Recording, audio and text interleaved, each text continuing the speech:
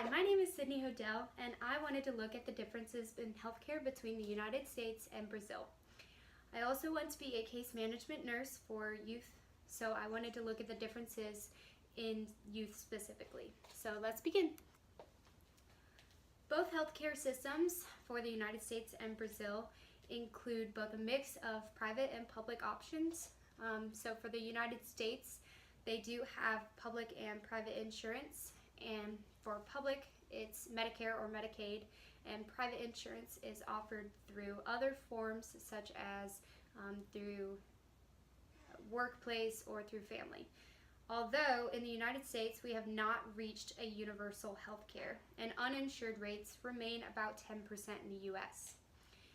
For the Brazilians, they are able to buy into the SUS or Sistema de Saúde with two options for payment plans, and theirs is actually 58% of all of their residents use their public system, because in 2016, 2.9 million people lost their private insurance due to their government.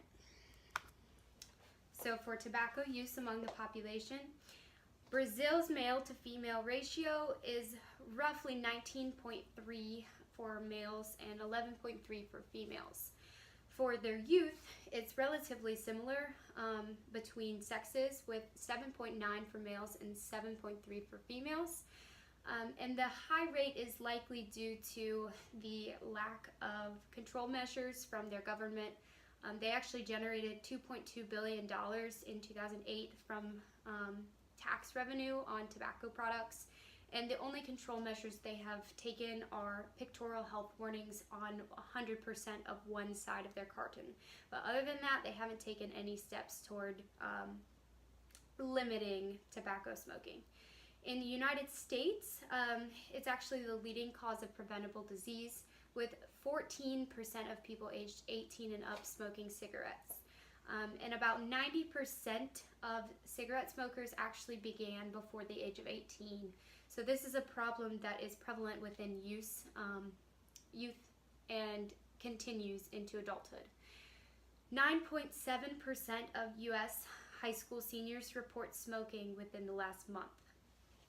So it will continue onwards and become a prevalent issue in adulthood. For healthcare spending, roughly 25.56% of Brazilians' healthcare is paid for by 10% of household income. And out-of-pocket expenditure for every person is roughly $220. And then in the United States, their out-of-pocket costs are actually declining, with about 11.08% out-of-pocket costs, and that is around $1,000 per person. The flu immunization rates in Brazil are actually increasing due to the PNI program, which is the Brazil International Immunization Program, established in the 90s, which has led to roughly a 71 to 87% vaccination rate for the flu.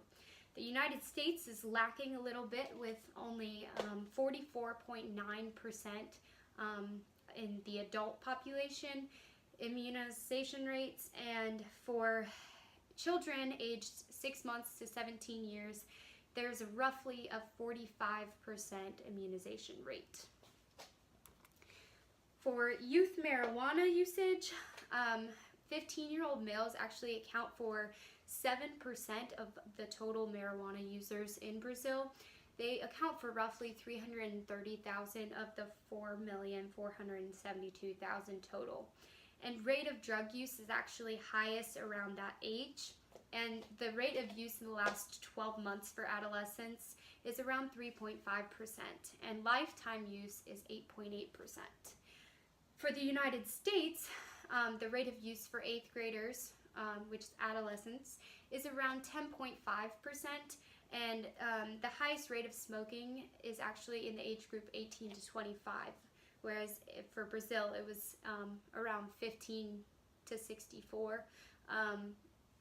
and there's an upward trend of acceptance in the US, which has led to a higher rate of usage.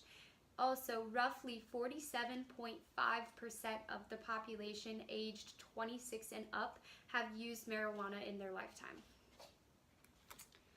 For secondhand smoke, roughly 13.5% of adults roughly have used or been exposed to secondhand smoke, and roughly 68.6% of their youth are exposed to secondhand smoke in public places, which is likely attributed to the lack of control measures taken by their government. Whereas in the United States, we have control measures, but roughly 1 out of 4 non-smoking Americans are still exposed to secondhand smoke, and roughly 14 million children aged 3 to 11 were exposed to secondhand smoke from cigarettes in 1 year. Additionally, in Brazil, over 1.1 million people become sick due to exposure to secondhand smoke, which can lead to diseases such as heart disease, COPD, stroke, cancer, etc., which has led to the increasing amounts of deaths.